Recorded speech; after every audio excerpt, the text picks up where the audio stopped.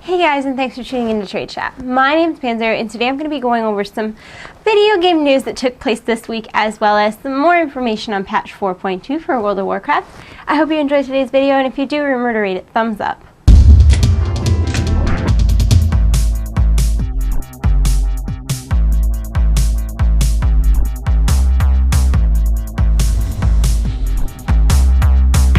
So after a 23-day outage, the PlayStation Network is officially back up. In the US, it started coming back up in New York and ended in Texas. So I was pretty excited to be the first state back up and live on PSN. Although, to be entirely honest, I don't do very much online gaming on my PlayStation. I was most looking forward to PlayStation Network coming back up, but because of the outage, they have promised everybody a free month of PlayStation Plus, a wearable Batman mask, as well as for PS3 users, you get a choice of 2 out of 5 games, and for PSP users, a choice of 2 out of 4 games. But unfortunately, the PlayStation Store is still not up yet. We're hoping that it'll be back up by the end of this month. So the only real reason that I was pumped about it coming back was null and void. So looking forward to that. Other things that I'm looking forward to in the world of video games is Modern Warfare 3. I'm a big Call of Duty fan. I've been playing Call of Duty since Call of Duty 2. And my favorite was Call of Duty 4, followed by Modern Warfare 2, so I'm very excited about Modern Warfare 3. Other games that I can't wait for, Diablo 3, it has been announced that the public beta will be open in the third quarter of 2011, which would be September, October, or November. No, third quarter would be June, July, August, right? That's the third quarter? Yeah. So that's like right around the corner. I've been opted into that beta for like 2 years. So hopefully I will get a beta key because I am very excited for Diablo 3. Other games that I'm excited for, Minecraft officially releases on 11/11/11, as well as Elder Scrolls Skyrim. I already purchased Minecraft. I'm in the beta, which is pretty cool because the beta right now is like having the full game. Right now the only big change coming up that's been announced is that in, I believe it's 1.6, Notch will be releasing a map feature, which will be super useful because I don't know if any of you play Minecraft, it's huge and you don't know where you're going. That's what she said. So I'm looking forward to the map. And then there's also been some chatter about a possible Minecraft Con on the day that Minecraft will officially release, possibly in Vegas, maybe elsewhere, I don't know. It sounds like ticket prices will be around $90. So big Minecraft fans, that's pretty cheap compared to some other conventions like E3, which is like all of my life savings. So moving on to World of Warcraft, thank you all for sitting patiently through the non-Warcraft news. I appreciate it. As we all know, patch 4.2 is coming in the near future and bringing a lot of changes with it. I've done a few videos on 4.2 already, so I'll try not to be overly redundant. But some things that I'm looking forward to is they have added 3 new non-combat pet achievements. The petting zoo is for 100 pets collected, and the reward for that is a magical pet biscuit. Now, I'm not sure if this is going to be similar to Papa Hummel's pet biscuit, and what that does, that's a trading card game loot, and what it does is it makes your pet grow to like the size of like a hunter pet. I have had several of these in the past, and I think they're awesome, so I would be really pumped if that's what they give you. At 125, there is an achievement called the Menagerie Collection, and you also get magical pet biscuits. And at 150, you get an achievement called the Littlest Pet Shop, and you get Nuts the Squirrel. Ah! I love squirrels. And off topic, did you see the video of the little girl with the dead squirrel? That was like me as a little kid. What do you have, a dead squirrel? Okay, anyways. WoW's 7th anniversary is coming up, and for WoW's 7th anniversary, all users who log on during the event will get a tabard that will increase your reputation and experience gains by 7%. So awesome. That 7% is huge. Being an altaholic, I probably don't need this in my life, but I'm not going to turn it down. So another exciting thing in 4.2, new hairstyles. Now I'm not going to lie, I saw the hairstyles, I saw them on Total Biscuits, and I'm not super enthused about them. I was really hoping that when they came out with some new hairstyles that they would allow more interchanging between hairstyles that were already available. Like the goblin females hairstyles are all amazing, and I think that like orcs should be able to use goblin hairstyles or something. I don't know. Orc females are who need the hairstyles the most, and they got 3 new ones and they're still all ugly. So, and it's unfortunate because orcs have cool racials, and I just can't stand looking at their giant burly man bodies and then their bald heads. I can't do it. Ow, I just hit my leg really hard. Moving on. Also in 4.2, we'll see 2 new areas for daily questing known as the Regrowth and the Molten Front. And it sounds really cool. I'm always a big fan of adding content in that doesn't require groups of people to do, because whenever WoW becomes something that is scheduled, I lose interest. So I'm excited for all these new questing areas because this is something that I would really enjoy spending my time on WoW doing right now. I always did my dailies on the Isle of Kildonis. I did not do the dailies at the Argent Crusade because I didn't appreciate that you had to fly from like one end of the map to the other, and I'm lazy and I would always auto fly off the end and get famished, and that sucked.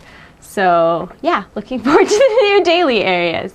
Obviously the 4.2 is coming the Firelands, and Ragnaros is the final boss of the Firelands, and he is very badass looking compared to his old fire elemental model. Also in 4.2 is the legendary caster staff, which it has been announced now that the use, I believe it actually transforms you into a member of the blue dragonflight. Hi, you get to be a dragon. That's the most winning staff in the game.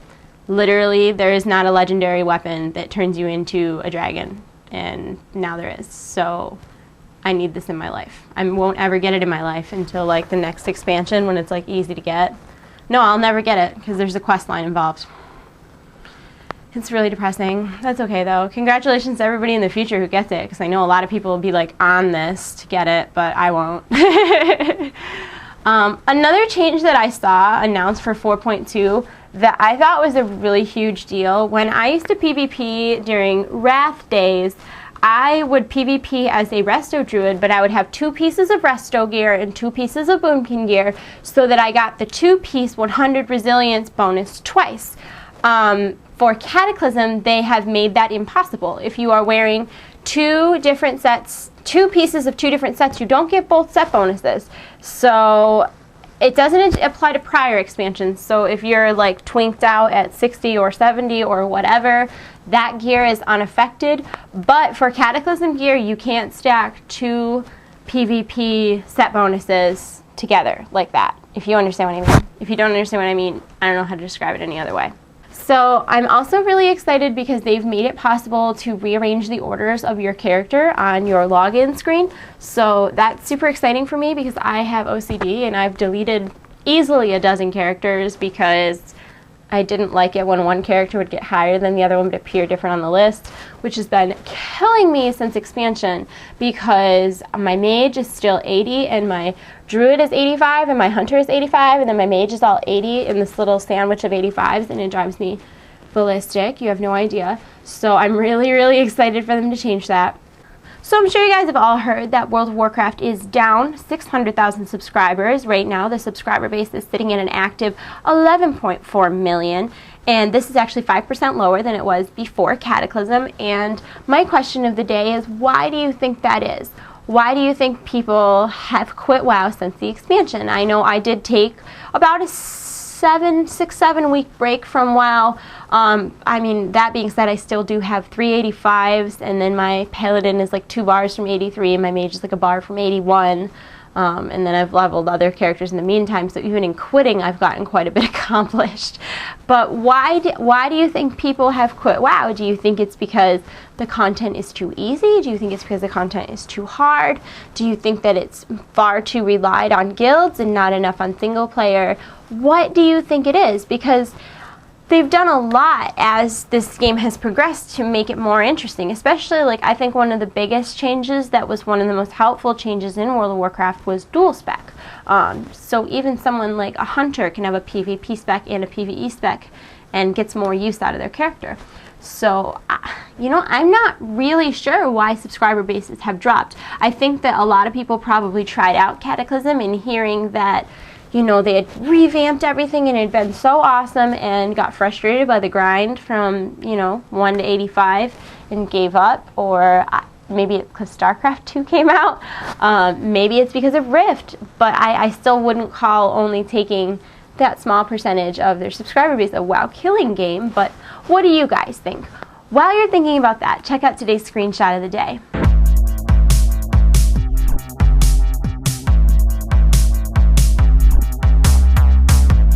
And it looks like that's my cue, guys. Thanks for tuning in. Remember to comment, thumbs up, and subscribe, and I'll see you soon. So, some of you guys probably already know this, but I am actually going to be out of town from June 1st to June 10th. I'm going to E3. I'm also going to Video Game Live, and I'm going to Sonic Boom. I most likely will not have a video on June 6th, which is the day before E3. Because I'm going to Disneyland that day. I will be actively vlogging my entire trip, as much as I can of it. I'm bringing like 3 cameras with me, and I will have access to the internet. So if I will be putting some of the vlogs on TradeChat because they will be very pertinent to gaming and stuff like that. But a lot of the vlogs will be going onto my personal vlog channel, and I think you guys would probably really enjoy it if you don't really watch for the information and you watch for the stupid shit that comes out of my mouth. You'd be really a fan of my vlog channel, I think.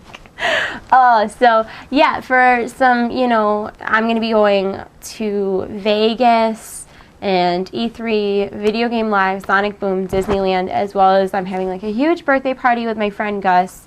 And I feel like it would be really awesome if you guys subscribed to my vlog channel so that I could feel like you guys were like participating in this with me, because being totally honest, the only reason I have opportunities to do such awesome stuff is because of you guys subscribing to me and watching my videos and commenting and getting t-shirts and fanning me on Facebook. Like, all of that has, you know, the result of that is me getting to have all these awesome experiences. So I would really love for you guys to subscribe to my vlog channel, even if it's just for, you know, that 2 weeks around that period of time, so that you can watch all these vlogs, because me being able to do this is really because of you, and I would really love it if you would, you know, kind of participate with me.